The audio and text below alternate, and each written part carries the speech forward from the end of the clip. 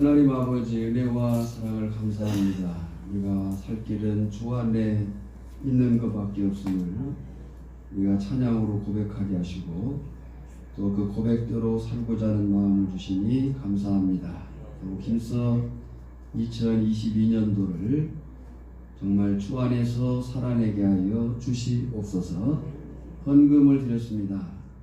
11조에 온전케 하시고 감사가 풍성하게 하시고 또 사명을 가지고 드리는 선교헌금 또 예배자로서 드리는 주정헌금 위에 복을 다하시고 물질로 인해서 고통당하는 일 없도록 하나님이 약속으로 채워주시옵소서. 이 시간도 말씀을 전하며 듣겠습니다. 잘 전하게 하시고 잘 듣게 하시고 또 그 말씀을 붙들고 우리가 주 안에서 늘 살아갈 수 있도록 역사해 주시옵소서. 예수님의 이름으로 기도하옵나이다. 아멘. 오늘은 신년 감사주일을 맞이해서 우리가 정한 표어를 가지고 말씀을 나누기를 원합니다. 예수 생명으로 사람을 살리고 교회를 세우고 세상을 이롭게 하는 성도로 살자입니다. 우리가 분명히 믿는 사실은 하나님이 세상 모든 만물을 창조하셨다는 겁니다. 아멘. 태초에 하나님이 천지를 창조하시니라. 하늘에 있는 모든 것들과 땅 아래에 있는 모든 것들을 창조하시니라 라고 하는 사실을 우리는 신앙의 출발로 고백하는 거예요. 그리고 그 창조의 중심, 주인공으로 사람을 지으셨습니다. 모든 피조물을 하나님이 지으셨지만 그 창조 피조물 중심에 사람을 지으시고 두신 거예요. 뿐만 아니라 하나님이 지으신 인간은 상대적 존재가 아니라 절대적 존재로, 누구 때문에 무엇 때문에가 아니라 너 때문에 하나님이 우리를 지으셨고, 때문에 비교급 인생이 아니고 최상급 인생으로 살아가도록 우리를 지으셨음을 믿습니다. 때문에 하나님의 관심은 사람, 곧 저나 여러분, 또 우리의 이웃들에게 있습니다. 그래서 사람은 그 누구나 할 것 없이 천하보다도 귀한, 한 영혼이 천하보다도 귀하다 라고 말씀을 하셨는데, 사람은 그 누구나 천하보다도 귀한 위대한 존재, 위대한 보석과 같은 존재라는 사실입니다. 오늘 우리 한 사람 한 사람이 내가 그런 사람이다, 천하보다도 귀한 위대한 보석 같은 존재라고 하는 겁니다. 우리가 성경을 보면 꿈을 많이 이야기해요. 이 꿈은 우리가 자다가 꾸는 그 꿈이 아니고요. 성경이 말하는 꿈은 묵시, 비전을 말합니다. 그러니까 성경은 꿈을 얘기해요. 그 꿈은 묵시요, 비전이에요. 비전이 뭔가 라고 할 때 비전은 보는 거예요. 무엇을 보는가 라고 할 때 현재의 자리에서 현재만 아니라 미래에 이루어질 일을 보는 것. 그러니까 우리는 현재에 살고 있기 때문에 현재를 볼 수 있죠. 봐야죠. 그러나 비전이라고 하는 것은 현재만 보는 것이 아니라 현재 넘어 미래를, 그 미래에 이루어질 일을 보는 것, 그것이 비전이에요. 다른 말로 얘기하면 보이는 것 너머에 있는 보이게 될 것들을 보는 거예요.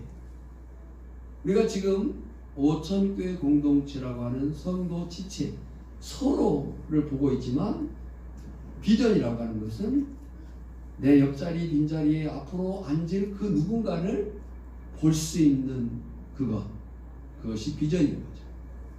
그러니까 설교자는 지금 앉아있는 청중을 향해서 설교하지만 앞으로 앉게 될 청중들을 소망하면서 설교하는 거죠. 그게 비전이라는 거예요. 잠언 29장 18절을 보면 묵시가 없으면, 그랬어요. 이 묵시는 히브리 말로 하존이란 말인데 영어 성경에서 비전으로 번역을 했어요. 묵시가 없으면, 비전이 없으면 백성이 방자히 행하거니와, 그랬어요. 이 방자히 행한다는 것이 뭐냐면, 원어의 뜻이 뭐냐면 날뛰게 된다, 제멋대로 하게 된다. 뭐가 없으면? 묵시가 없으면, 비전이 없으면, 꿈이 없으면. 왜 그러겠느냐라고 할 때, 비전이 없는 사람은 보이는 것밖에 보지 못하기 때문에 그래요. 예. 어떤 우리나라 대통령 중 한 분 아시겠죠? 그분은 중학교 때부터 저 섬에 살지만은 책상머리에다가 나는 대통령이 될 것이다 라고 하는 글자를 써놓고 살았고 결국 대통령이 됐어요. 섬이라고 하는 그곳에 있었지만은 그의 보는 것, 보이는 것 너머의 것을 보는 눈은 대통령의 자리에 있었던 거죠. 그러니까 꿈이 있고 비전이 있는 사람은 현재 속에서 날뛰지 않습니다. 함부로 살지 않습니다. 보이는 것이 전부가 아닌 것을 알고 보이지는 것 너머의 것을 바라보며 사는 거죠. 그러니까 왜 그렇게 날뛰게 되느냐, 제멋대로 살게 되느냐, 비전이 없기 때문에. 그래서 그 사람은 감정과 기분대로 행동하고 현실적으로 라는 말을 많이 해요. 우리는 현실을 살지만 또한 현실 너머에 있는 미래를 바라보고 사는 거예요. 꿈을 가지고 사는 거죠. 그래서 그 다음 말씀이 뭐냐면 율법을 지키는 자는, 그랬어요. 이 율법을 지키는 자라는 말은 묵시, 비전을 가지고 사는 사람은 이란 말이에요. 율법을 지키는 자. 왜 현실에 제멋대로 날뛰지 않고 말씀을 지켜서 차분히 사느냐 라고 할 때 비전을 가지고 있기 때문에 그 사람은 복이 있느니라 그랬어요. 누가 복이 있어요? 묵시가 있는 사람, 율법을 지키는 사람. 이 복이 있다는 말은 자신도 행복할 뿐만 아니라 다른 사람도 행복하게 한다 라고 하는 거예요. 왜 오늘날 교회들을 보면 여러 가지 문제가 생겨요. 우리 노예 안에도 지금 오늘 심각한 어떤 교회가 있어요. 자, 안타까운 마음을 가지고 있습니다. 왜 그런 문제가 생길까? 건물도 있습니다. 재정도 있습니다. 교인들도 있습니다. 나름대로 계획을 가지고 있습니다. 근데 왜 그런 문제가 생기느냐? 건물도 있고 재정도 있고 교인도 있고 나름대로 계획을 가지고 있는데 왜 문제가 생기느냐라고 할 때 비전이 없기 때문에 현재만 보고 말씀드린 대로 날뛰는 거예요. 자기 마음대로 하는 거예요. 비전이 없기 때문에. 그러니까 정말 이 교회라고 하는 사실을 보지 못하고 현실만 운운하는 거예요. 그래서 저나 여러분이 고민할 것은 비전을 갖는 거예요. 우리 개인이 우리 오천교회 공동체가 비전이 있느냐? 라는 거예요. 네, 단지 건물, 단지 재정, 단지 있는 그 현실이 아니에요. 그 너머에 있는 꿈, 그 비전을 가지고 있느냐? 라고 하는 것이 우리의 고민이라. 저는 이 고민을 가지고 적어도 2년 정도의 표어를 정한 겁니다. 표어는 목적입니다. 표어는 목적이요, 방향이에요. 우리가 어디를 향해서 갈 것인가에 대한 그 지점을 지금 표어로 만들어 놓은 거예요. 그 표어가 뭡니까? 한번 같이 독창해 볼까요? 예수 생명으로 사람을 살리고 교회를 세우고 세상 이웃을 이롭게 하는 성도로 살자. 다시 한번 시작. 예수 생명으로 사람을 살리고 교회를 세우고 세상 이웃을 이롭게 하는 성도로 살자. 꼭 외우시기를 바랍니다. 그리고 이 목표, 방향을 향해서 콘텐츠, 어떤 내용을 가지고 갈 것이냐가 5가지 목표예요. 목적을 향해서, 방향을 향해서 가는 겁니다. 근데 그 방향을 간다고 할 때 그냥 가는 게 아니에요. 그 방향까지 가는 데 있어서 갖춰야 될 소위 콘텐츠, 내용이 있어야 되는데 그 내용이 5가지 목표인 거예요. 첫째는 성경, 말씀 읽기와 훈련을 통해서. 여러분, 성경 하나님 말씀을 꾸준히 읽으셔야 됩니다. 네, 제가 지난번 성경을 혼자 읽기 힘드신 분들을 위해서 지금 생터 사역본부에서 함께 읽는 사역을 하고 있거든요. 신청하라고 했는데 딱 1명 신청했어요, 이제. 그것으로 강제하는 겁니다. 우리가 성경을 읽기로 마음은 먹지만 내 의지가 약할 때가 많이 있어요. 그래서 누군가가 이렇게 부축해주는 도움이 필요해요. 다시 한번 올려보겠습니다. 그러면 그 전체, 이건 전국 세계에서 함께 성경을 읽는 싸움이에요. 1년에 한 번 읽을 것이냐, 2번 읽을 것이냐, 3번 읽을 것이냐는 선택이에요. 3번 읽고 싶은 분은 3번을 요청하면 되는 거예요. 그러면 그 각 팀마다, 여기는 우리만이 아니고 전 세계가 지금 함께 그 일을 하는 거예요. 거기서 팀을 정해가지고 그 팀장이 매일 그 자료를 보내주고 체킹을 할 거예요. 성경 말씀 읽기와 훈련이 없이 우리는 표어를 이루어낼 수가 없는 거예요. 2번째는 거룩한 영광으로의 예배. 예배. 성도의 삶의 그 본질, 생명력이 어디서 나오느냐? 예배에서 나옵니다. 예배. 거룩한 영광으로의 예배. 그리고 3번째, 기도의 뜨거운 열정. 4번째, 감사와 칭찬의 언어. 말이 중요합니다. 정말로 교회 공동체는 말이 중요해요. 그 말이 어떻게 되느냐? 감사와 칭찬의 언어가 되도록 해라. 4번째는 기쁨의 복음 전도지인 얼굴. 우리 얼굴이 전도지가 되는. 이제 사람들은 약간의 물품을 준다고 해서 그렇게 감동하지 않습니다. 오늘날 교회들이 많이 고민하는 것이 뭐냐면 교회 구제가 사회에 통하지 않아요. 웬만한 것을 줘가지고는 사람들이 감사하지 않아요. 놀라지 않아요. 이미 사회복지가 그렇게 잘 돼 있다. 전도지 전달해봐요. 네. 지난주 박호선 선교사 얘기를 했는데 그 다음 문자가 왔어요. 50명이 와서 예배를 함께 드렸어요. 근데 이제 슬픈 마음이 뭐냐면 나머진 전도지들이 보니까 다 쓰레기통에 이렇게 버려져 있더라고요. 중요한 것은 전도지를 버린 것이 중요한 게 아니고 그 예수님을 버린 그 마음들이 안타깝다. 이런 전도자의 마음을 적었더라. 그러니까 전도지 줘야 그렇게 읽어보지 않습니다. 결국 무엇이 전도지가 되어야 되느냐? 예수의 생명을 가지고 사는 우리의 신명, 우리의 얼굴이 전도지가 돼요. 본문으로 가겠습니다. 마태복음 9장 35절로 38절은 마태복음 8장과 9장이 기록한 예수님의 제2차 갈릴리 사역의 총정리 부분입니다. 그러니까 2차 갈릴리 사역을 예수님이 갈릴리와 유다를 왔다 갔다 하시면서 주로 갈릴리에서 많이 사역하십니다. 2차 갈릴리 사역을 마무리하는 부분이 오늘 본문이에요.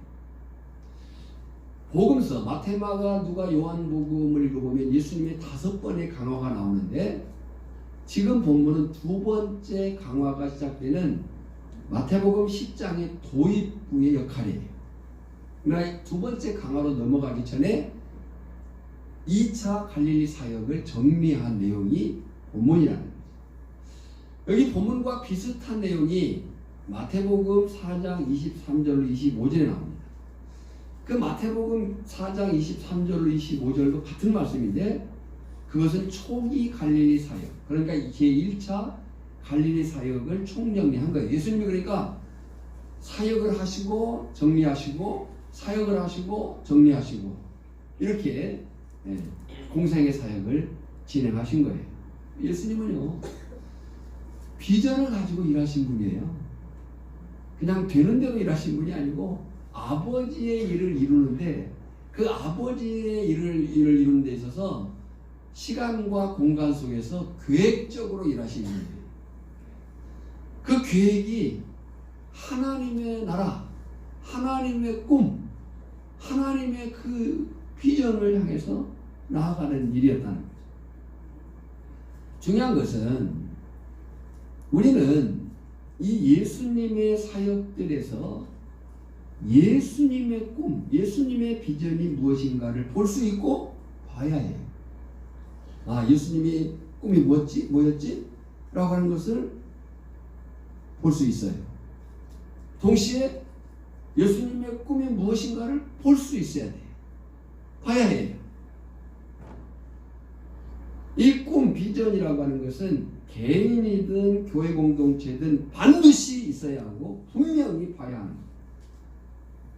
그래서 비전이 있는 사람이 필요한 거예요. 교회는 누가 결국 지켜내느냐? 비전을 가지고 있는 사람이 교회를 지켜낼 것이다. 제일 힘들 때가 언제냐면 사람과 대화하다가 제일 힘들 때가 언제냐면 비전과 가치를 이야기하는데 현실 상황을 말하고 필요만을 말할 때 지금 꿈을 이야기하는데 어쩔 수 없잖아요. 이것만을 얘기할 때는 정말 힘든 거죠. 근데 이것은 예수님도 겪으신 일이에요. 예수님은요 계속해서 무리들에게 제자들에게 꿈을 이야기합니다. 비전을 이야기합니다. 하나님의 나라를 얘기를 해요. 창세기 1장 1절부터요 요한계시록 22장 끝절까지는 결국 하나님의 나라에 대한 이야기고 하나님이 세우신 나라가 결국 완성될 것이다 라고 하는 이야기예요. 그래서 하나님에 대한 그 나라에 대한 이야기를 제자들에게 무리들에게 계속 하는데 무리들은 그렇다 치고 예수 안 믿는 사람들은 그렇다 치고 제자들마저도 예수를 따르고 있는 사람들마저도 예수님이 말하는 그 비전을 보지 못하고 상황과 필요만을 자꾸 얘기를 하는 거예요. 이게 힘든 거죠. 그래서 소위 동상이몽, 예수님이 꾸는 꿈과 이 제자들이 원하는 일이 다른 거예요. 이것이 이제 하나가 되는 시점이 한참 후에 이루어지는 거죠. 예수님이 왜 그 말씀을 하셨구나, 왜 그 말씀을 그렇게 하셨구나 라고 하는 것을 늦게 한 거죠. 근데 우리는 그 사실들이 이미 성경을 통해서 전체를 꿰고 있기 때문에 제자들보다 더 나은 거예요. 나아야 되는 거예요. 자, 보십시오. 예수님이 계속해서 꿈을 이야기하는데 제자들이 어떻게 했는가? 마태복음 14장과 16장을 보면 벳세다 들녘에 있었을 때입니다.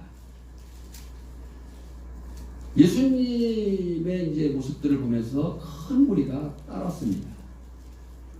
큰 무리. 그 큰 무리가 따랐는데 저녁이 되었어요. 제자들이 걱정을 하기 시작해요. 사실요, 앞에서 예수님이 나타내신 이적과 기적과 표적을 보았다면, 그 이적과 표적과 기적을 보이신 그 예수님이 누구인지를 보았다면 걱정하지 않았을 터인데, 아직 그들이 예수님을 보지 못합니다. 걱정을 해요. 아직 예수님이 누구인지를 그들이 몰라요. 그래서 제자들이 말합니다. 예수님, 이곳은 빈들이요 때도 이미 접어놓으니 무리를 보내어 마을에 들어가 먹을 것을 사 먹게 하소서. 각자 알아서 하게 합시다 라고 얘기를 해요. 그때 예수님이 말씀하십니다. 갈 것 없다. 너희가 먹을 것을 줘라 라고 얘기를 해요. 그때 예수님의 의도가 뭐였을까? 라고 할 때, 내가 너희들에게 지금까지 보여줬지 않냐? 그래, 제자들에게 너희가 먹을 것을 주라고 했을 때 제자들에게 기대하는 반응이 있었을 것 같아요. 반응이 뭐냐면, 예수님이만 하실 것 같습니다 라고 했었으면 좋은데, 제자들이 뭐라고 했냐면, 우리에게 있는 것은 떡 5개와 물고기 2마리 뿐이니이다. 그러니까 제자들은 있는 것, 보이는 건 봤어요. 겨우 이것뿐입니다 안 하는 거예요. 이게 이제 비전이 없는 사람의 시각이에요. 비전이 없는 사람의 시각은 겨우 이것뿐입니다. 우리 형편이 이렇게 말하는 거고, 비전을 가지신, 또 비전을 가진 사람의 눈은 이것만으로도 충분하다, 할렐루야 라고 하는 것을 보는 거예요. 자, 여러분은 비전이 있습니까? 아니면 현재만 봅니까? 주어지고 맡겨진 그 상황 속에서 아니 겨우 이것밖에 라는 시각을 갖고 있는지, 이 정도면 충분하다 라고 하는 생각을 갖고 있는 거예요. 예수님이 다시 말씀을 하셔요. 그것을 내게 가져오라. 있는 것을 가져오라고 얘기하는 거예요. 예수님이 그냥 그걸 무시하고 별도로 어떤 일을 행한 게 아니에요. 제자들이 비전이 없는 시각을 가지고 겨우 이것뿐입니다 라고 한 그것을 가지고 오라. 그것을 내게 가져오라. 무리를 명하여 잔뒤에 앉히시고. 지금 제자들은 어떻게 하라고 했어요? 무리를 마을로 보내가지고 각자 해결하라 그렇게 했는데, 예수님은 그 무리들을 잔뒤에 앉히시고 떡 5개와 물고기 2마리를 가지사 하늘을 우러러 축사하시고 떡을 떼어 제자들에게 주심에 제자들이 무리에게 주니 그랬어요. 그 결과 어떤 역사가 나타나요? 다 배불리 먹고 남은 조각을 12바구니에 차게 거두었으며 먹은 사람은 여자와 어린아이 외에 5,000명이나 되었더라. 할렐루야. 차이가 뭡니까? 이 차이를 볼 수 있어야 됩니다. 그 차이가 뭐냐면, 예수님은 무엇이가 아니고 누가 답이냐, 누가 비전인가를 예수님 자신이라고 행동으로 보여주신 거예요. 그러나 제자들과 무리들은 아니었어요. 현실과 상황과 필요만을 봤어요. 여러분요, 보이는 거 봐야 됩니다. 우리는 현실을 무시할 수 없습니다. 그러나 보이는 것만, 현실만을 본다고 할 때에는 거기에는 문제만 있지 답이 없습니다. 성도가 갖는 꿈, 비전, 교회 공동체가 갖는 꿈, 비전은 결국 현실과 상황, 형편이 아니고 그 현실과 상황과 형편 너머에 계시는 예수님을 바라보는 것. 그게 꿈이요 비전인 거예요. 또 한 곳을 보겠습니다. 마태복음 14장 26절로 32절입니다. 마태복음 14장 26절로 32절을 보면 밤 사경쯤 되었을 때입니다. 밤 사경은 이 로마식 시간 계산으로 할 때에 새벽 3시부터 6시 사이입니다. 그러니까 새벽부터 6시, 지금처럼 이렇게 이 마을이나 이런 곳에 불빛이 막 있고 이런, 우리가 여기 오면 그래도 서울이나 도시 사람들이 별이 잘 보인다고 하잖아요. 별이 잘 보이기도 하지만 사실은 어두운 거예요, 주변이. 아마 그나마 있는 불 다 끄면 더 잘 보일 수 있어요. 도시에 가면 똑같은 별이 떠 있는데 안 보여요. 왜? 너무 밝으니까. 근데 이 시대에 3시, 6시면요, 지금 같은 조명이 있는 때가 아니에요. 그러니까 칠흑같이 어두운 밤이겠죠. 새벽 3시부터 6시 밤 사경쯤 바다 위를 예수님이 걸어오십니다. 제자들이 깜짝 놀라가지고 소리를 칩니다. 유령이라. 그때 예수님이 말씀하세요. 즉시 이르시되. 그래서 여러분이 즉시라고 하는 것이 시간으로도 이해할 수 있지만요, 사실 질적으로 볼 때에는 능력으로 이런 개념일 수도 있습니다. 심적인 권위로 즉시 이르시되 안심하라 나니. 그랬어요. 여기다 동그라미 쳐주세요. 안심하라 나니. 그랬어요. 우리가 이제 다음 주부터 요한복음을 공부해 나갈 겁니다. 요한복음에 가장 많이 나오는 그 예수님, 관용구로 표현하는 자신에 대한 예수님의 표현이 뭐냐면 나는 무엇이니. 에고 에이미. 그래, 나는 나다. 이 말씀이 어디에 있었어요? 출애굽기 3장 14절에 나는 스스로 있는 자니라. 나는 되고자 하는 대로 되는 자이니라. 누구예요? 스스로 있는 자, 되고자 하는 대로 되는 자는 하나님이셔요. 아멘. 네, 집중해서 이렇게 들으시면서 반응을 하셔야 돼요. 그 신적인 선언, 신적인 권위를 가지고 한 말이 나니.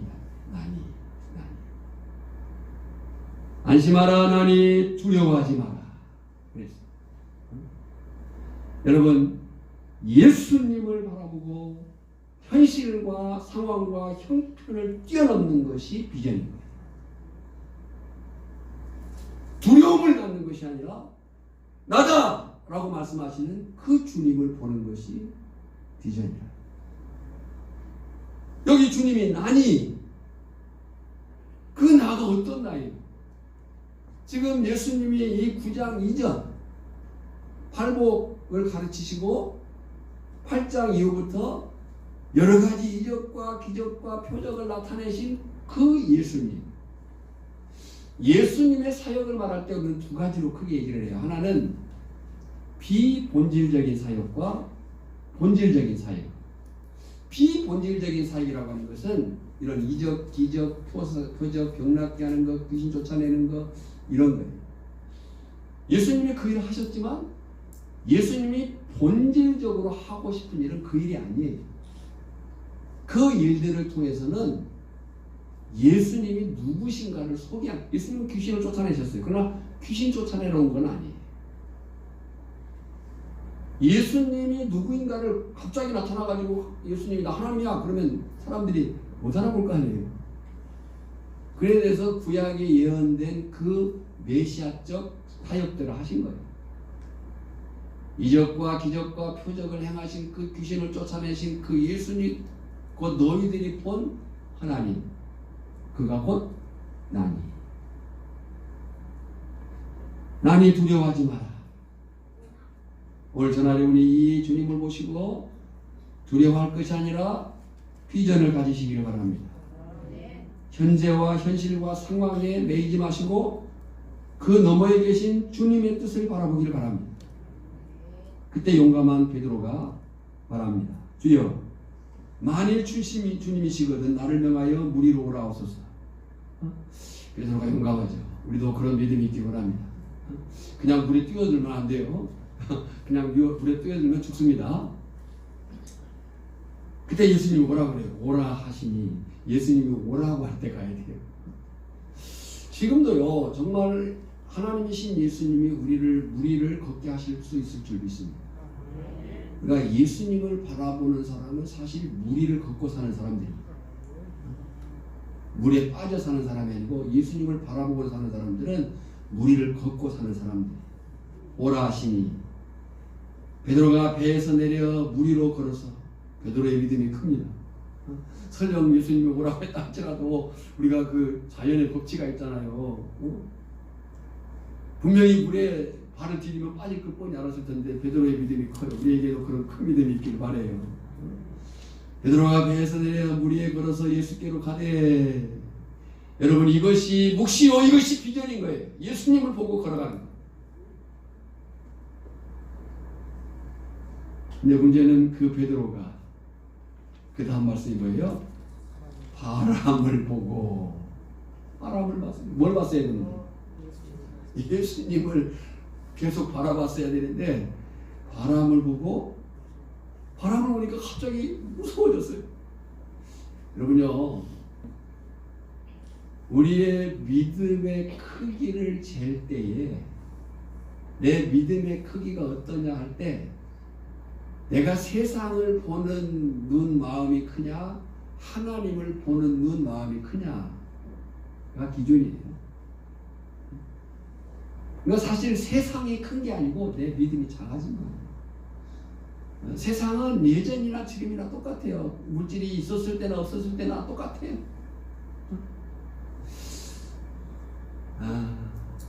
예수님은, 하나님은 무에서 유를 창조하신 분이에요. 조금 있는 것 때문에 뭘 하시는 분이 아니에요. 그러니까 예수님에게, 하나님에게는 얼마가 있고 없고가 중요한 게 아니고 그 하나님을 바라보고 예수님을 바라보는 비전이 있느냐가 중요한 거예요. 그러니까 교회가, 우리 개인들이 뭐가 가장 중요하냐, 이 하나님, 이 비전, 그걸 볼 수 있느냐 없느냐가 중요한 거예요. 바람을 보고 무서워 빠져가는지라 소리질러 이르되 주여 나를 구원하소서. 정리해보면 결국 꿈, 묵시, 비전은 예수님을 바라보고 사는 것이에요. 한번 따라합시다. 비전은 예수님을 바라보고 사는 것이다. 예수님을 바라보고 사는 것이다. 그러면 예수님을 바라보고 산다는 것이 뭐냐? 예수님의 마음, 예수님의 생각, 예수님의 삶을 따라 사는 거예요. 예수님을 바라본다고 할 때 사실 예수님은 이제 부활승천하셔서 지금 안 보여요. 성령으로 오셨어요. 우리 마음에 계셔요. 이제 요한복음 1장 1절부터 시작했지만 그 예수님을 우리에게 보여주고 계셔요. 네. 예수님이 성령으로 오셨지만 우리 안에 보여주고 계시는데 그 성령이 우리에게, 영이신 성령이 보이잖아요.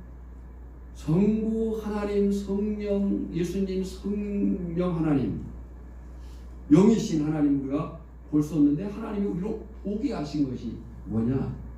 라고 할 때 말씀이에요. 말씀이 육신이 되어 우리 가운데 거하심이에요. 우리가 보니 하나님의 독생자의 영광, 이렇게 나가는 거예요. 자, 그 얘기는 이제 요한복음을 할 때 하기로 합니다. 그러니까 비전이 뭐냐? 예수님을 바라보고 나가는 건데, 아니 보이시지 않는 예수님을 어떻게 보고 나가느냐라고 할 때 예수님의 마음, 예수님의 생각, 예수님의 삶을 따라 사는 거예요.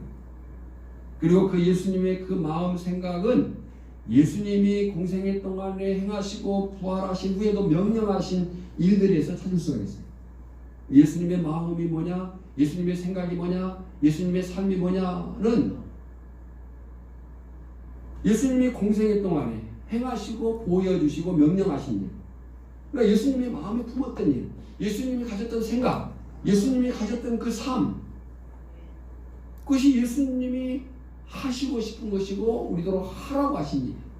그러니까 예수님을 바라본다는 것은 곧 그거라는 거죠. 예수님을 마음을 알고 예수님의 생각을 읽고 예수님의 사역을 따라 사는 거예요. 그러면 예수님이 일관되게 품었던 꿈, 묵시, 비전이 뭐냐? 이에 대한 사역은 세 가지였어요. 첫째는 사람을 살리는 일이었어요. 36절을 보면 무리를 보시고 불쌍히 여기시니 이는 그들이 목자 없는 양과 같이 고생하며 기진합니다. 이제 본문으로 다시 와야 됩니다. 무리를 보시고 불쌍히 여기시니 이는 그들이 목자 없는 양과 같이 고생하며 기진합니다. 여기 무리가 누구예요? 무리 동그라미 쳐주세요. 무리가 누구냐면 예수님의 말씀과 사역들을 보고 몰려든 사람들이에요. 그들을 예수님이 어떻게 했어요? 보셨어요. 보시고 그랬어요. 이 봤다는 개념은요, 쓱 봤다 이게 아니고 헤아려 봤다는 거예요. 우리가 영어에 보면 see, 본다라는 동사가 있어요. see. 예. 보는 거죠. 우리 지금 보고 있어요. 근데 이제 본다라고 할 때 다른 단어가 뭐냐면 behold라는 거예요. 이 hold라는 것이 묵다는 거거든요. 우리가 홀드한다 그러잖아요. behold는 주목해서 보는 거예요. 집중해서 보는 거예요. 헤아려서 보는 거예요. 그러니까 예수님이 지금 보시고 이 말은 그냥 쓱 쳐다봤다는 게 아니고 그들의 형편과 속사정과 그 속마음을 헤아렸다는 거죠. 하나님이 저나 여러분을 그렇게 보고 계신 줄 믿습니다. 그리고 그들에 대해서 예수님의 마음이 아파했어요. 그들을 보시고 그들을 헤아려 보니까 너무 마음이 아픈 거예요. 그 다음 말씀이 뭐예요? 불쌍히 여기시니 그랬어요. 불쌍히 여겼어요. 개역 한결 우리가 예전에 보던 성경에는 이 불쌍히 여긴다는 말을 민망히 여기시니 그랬어요. 이 민망히 여긴다는 말이 원어로 보면 창자가 끊어질 듯이 이런 개념이에요. 그러니까 고대 이 시대의 그 안타까운 마음을 그렇게 창자로 표현한 거예요. 우리가 너무 슬프고 고통스럽고 안타까울 때 창자가 끊어질 듯해 이런 표현을 쓰잖아요. 그 감정이에요. 불쌍히 여기시니 민망히 여기시니 그래서 애끓는 안타까운 마음을 가진 거예요. 왜 그랬어요? 왜? 그 이유가 뭐예요? 그 이유가 두 가지인데 두 가지가 연결되어 있어요. 첫째는 목자 없는 양과 같기 때문이고 두 번째는 고생하며 고통하며 기진했기 때문이에요. 여기 기진하다 이 말이 개역 한글에도 예전 성경에는 유리함이라 그랬어요. 유리한다는 것은 버려져 있기 때문이다. 버려져 있기 때문이다. 여러분 이것이 예수님의 마음, 예수님의 비전이에요. 기억하시길 바랍니다. 세상이 아무리 커지고 많아지고 화려하고 또 화려해진다 해도 하나님이 없는 인생은 버려진 인생이다. 왜 그러냐? 예수 생명이 없기 때문에. 예수 생명이 없기 때문에 아무리 많이 가지고 큰 걸 가지고 높아지고 화려하고 또 화려해진다 할지라도 하나님이 없는 인생은 버려진 인생, 유리하는 인생입니다. 세상의 어떤 정치 권력이나 과학기술 발달보다도 그것들이 아무리 발달하고 또 발달한다 할지라도 인간에게 영원한 생명을 줄 수 없어요. 오직 인간에게 영원한 생명을 주실 분은 예수 그리스도뿐임을 믿습니다. 요한복음 14장 6절에 예수께서 가라사대 내가 곧 길이요 진리요 생명이니 나로 말미암지 않고는 아버지께로 올 자가 없느니라. 바로 그 일을 세우고 싶어서 그 일을 이루고자 세우신 기반이 교회. 그래서 예수님의 두 번째 꿈 비전은 교회를 세우는 일이에요. 37절과 8절입니다. 이에 제자들에게 이르시되 추수할 것은 많되 일꾼이 적으니 그러므로 추수하는 주인에게 청하여 추수할 일꾼들을 보내주소서 하라 하시니라. 여러분 여기서 주목할 것은 대상이 달라졌어요. 36절은 대상이 누구였냐면 무리였어요. 무리를 보시고. 근데 37절에는 대상이 누구예요? 제자들에게 이르시되 그랬어요. 오해를 위해서 정리를 좀 하자면요. 많이 말씀드린 부분이긴 하지만 우리가 교회를 세운다고 하는 것은요. 단지 건물을 짓는 걸 의미하지 않아요. 조직을 강화하는 것을 의미하지 않습니다. 재정을 늘리는 것을 이야기하는 게 아니에요. 이것들은 부차적인 거예요. 사실 사람 있으면 건물 지을 수 있어요. 사람 있으면 돈 모아집니다. 사람 있으면 조직할 수 있습니다. 그러나 아무리 건물이 있고 뭐 있다 할지라도 사람이 없으면 다 의미가 없는 거예요. 분명히 건물이나 조직이나 재정은 필요해요. 그러나 많은 교회들이 건물 유지하느라 또 조직 관리하느라 돈 때문에 예수님이 이 땅에 오셨을 때 예루살렘 성전이 그랬듯이 오늘날 교회들이 그 기능을 상실한 채 오히려 주님의 교회를 무너지게 하고 있는 경우가 많답니다.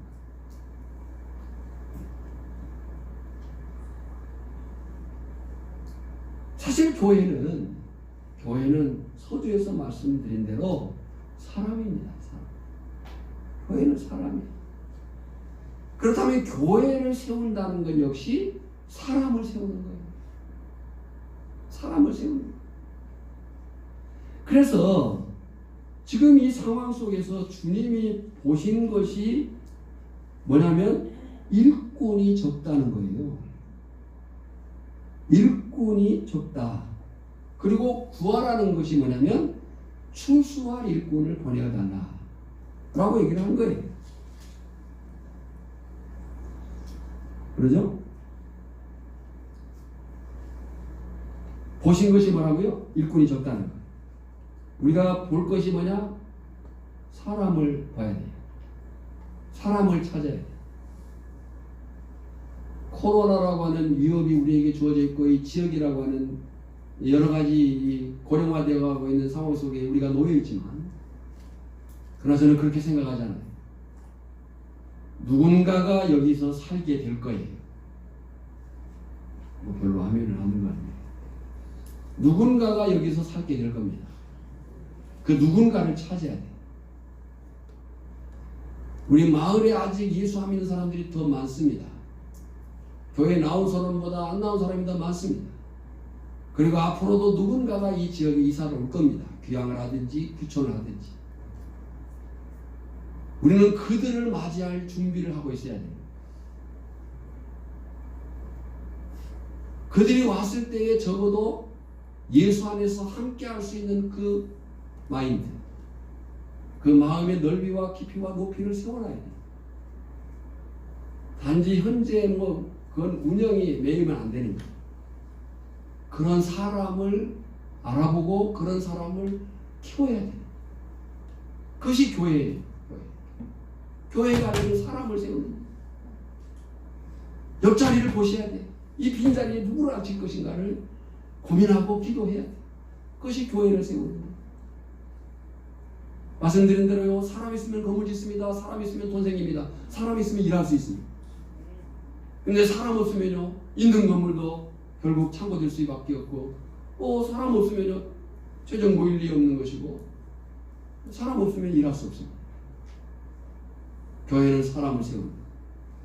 교회를 세워야 됩니다. 그래서 주님이 일꾼이 적다는 걸 봤고 일꾼을 보내달라고 구하라고 한 거예요.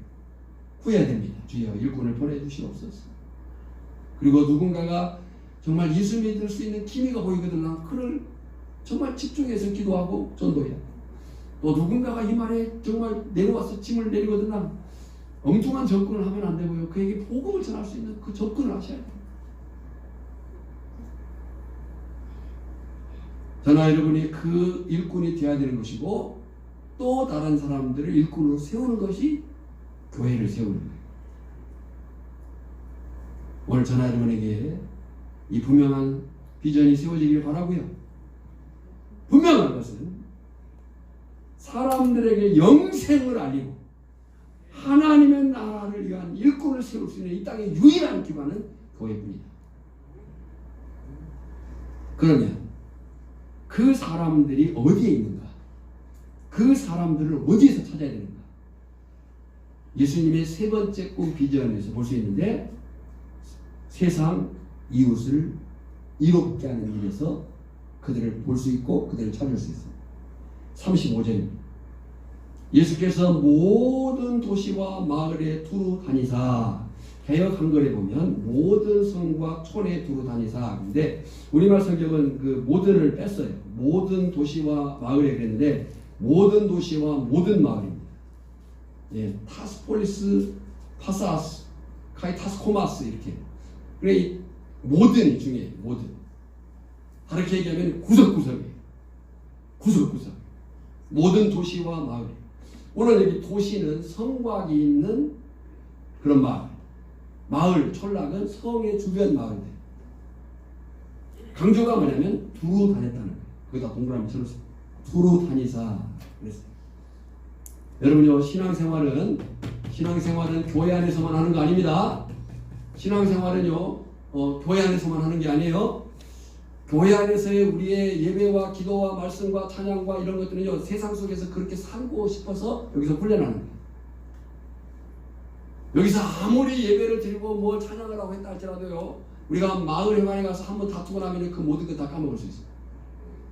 우리가 믿음으로 살아내고 예배자로 살아낼 곳은요 우리가 사는 삶의 그 현장에서요, 가정에서 또 이웃과의 관계에서, 특별히 여기 지역이라고 하는 좁은 환경 속에서 이 주변 마을 사람들과 또 마을 회관에서 내가 어떻게 사느냐가 중요한 거예요.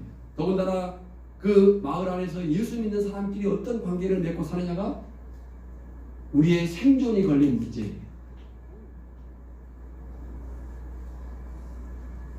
두루 다니사. 목적이 뭐예요? 일꾼을 찾기 위해서, 사람들을 돕기 위해서. 요한복음 3장 10절을 보면 하나님이 그 아들을 세상에 보내신 것은 세상을 심판하려 하심이 아니요 그로 말미암아 세상이 구원을 받게 하려 하십니다. 요한복음 12장 47절에 보면 내가 온 것은 세상을 심판하려 함이 아니요 세상을 구원하려 함이라. 예수님이 왜 이 세상에 오셨느냐? 구원하려. 사람들. 왜 예수님이 교회를 세우셔서 당신이 하고 싶은 일을, 당신이 하겠던 일을 맡겼느냐? 사람들을 구원에 이르게 하기 위해서. 교회는 뭐 해야 되느냐? 세상을 살려야 됩니다. 세상을 이롭게 해야 됩니다. 마태복음 5장 13절로 16절을 보면 너희는 세상의 소금이니 또 너희는 세상의 빛이라. 너희 빛이 사람 앞에 비치게 하여 그들로 너희 착한 행실을 보고, 너희 빛이 사람 앞에 비치게 하여 그들로 너희 착한 행실을 보고 그들이 너희를 보도록 해라는 거예요. 그들이 너희가 어떻게 사는지를 보도록 해라. 여러분요, 마을 사람들을 지켜보고 있는 거예요. 당신이나 나나 똑같다고 생각하지만 그러지 않습니다. 당신들은 뭔가 달라야 되지 않느냐라고 하는 눈을 가지고 있습니다. 너희 빛이 사람 앞에 비치게 하여 그들로 너희 착한 행실을 보고 하늘에 계신 너희 아버지께 영광을 돌리게 하라. 교회는 이 땅에 세워진 구원의 방주입니다. 죄악에 빠져버린 그 멸망한 인생들을 살려야 될 이 땅에 세우신 생명의 기관으로 세우신 유일한 기관이 교회예요. 교회만 희망이에요. 교회가 희망이에요. 교회가 살 길이에요.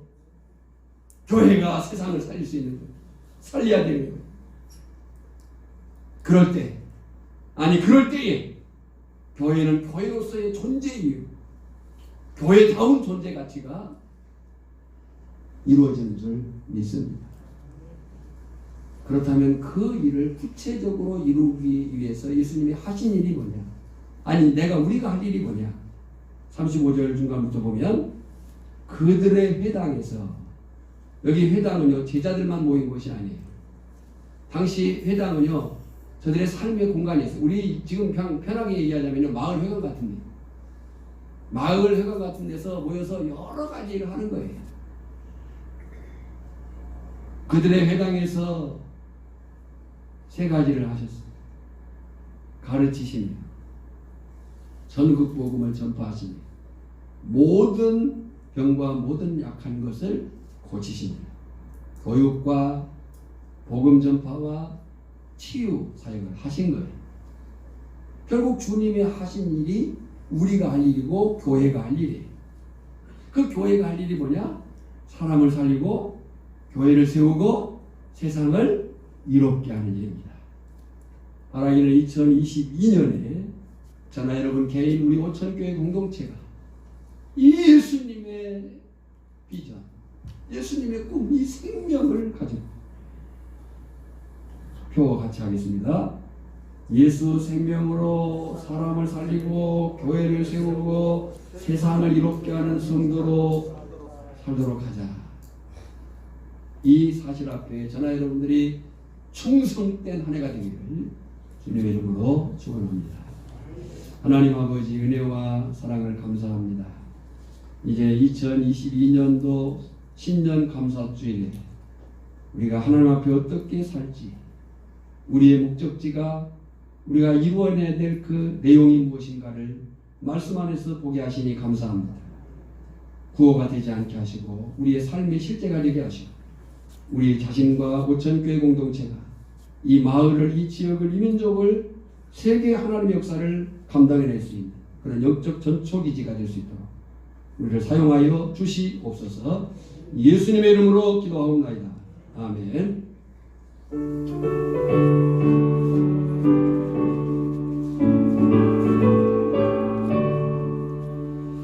주의 말과 뒤를 따르니 어찌 즐거운 일 아닌가. 맘에 맑은 하늘 열리고 밝은 빛이 비친다. 알약길을 따라가자 기쁜 마음으로. 알약길을 따라가자 찬송하며 즐겁게. 주의 발자취를 따르밀 어찌 행복한 일 아닌가.